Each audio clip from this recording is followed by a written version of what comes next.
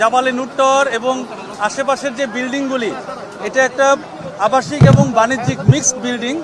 এখানে বেসমেন্ট রয়েছে, এখানে প্রচুর দোকানপাট রয়েছে, সবগুলো আপনার শাটার দিয়ে আটকানো, তারপরে আপনার ক্লসিবল গেট রয়েছে।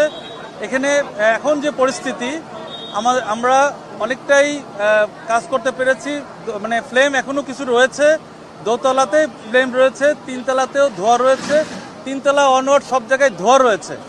ধোঁয়াটা সব থেকে বেশি, যার কারণে কাজ করতে আমাদের বেগ পেতে হচ্ছে, কারণ এখানে ঝুট গোডাউন এবং এখানে অন্যান্য বিভিন্ন মালামালও রয়েছে।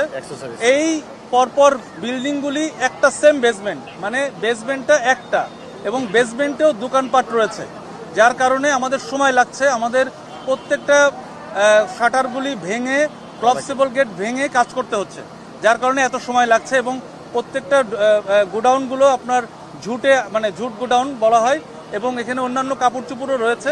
তো এইসব মালামাল আপনার সরাতে এবং ভিতরে আগুনের সোর্সে পৌঁছানোর জন্য আমাদের একটু বেগ পেতে হচ্ছে, সময় লাগছে।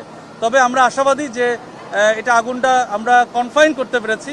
নিয়ন্ত্রণ এখনো হয়নি, তবে আগুনটাকে একটা জায়গায় কনফাইন করা গিয়েছে, এটুকু আমরা বলতে পারি।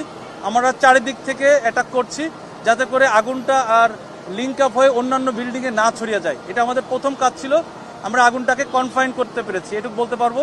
আর কিছুক্ষণের মধ্যে ইনশাল্লাহ একটু সময় লাগবে, তবে আমরা নিয়ন্ত্রণের দিকে আগাচ্ছি।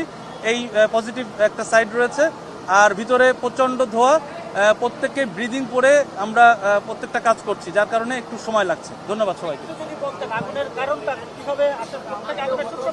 আমরা সূত্রপাত এখনো বলতে পারবো না, বিকজ আমাদেরকে এটা আগুন নিয়ন্ত্রণ এবং নির্বাপন করার পরে সূত্রপাত বের করতে হবে।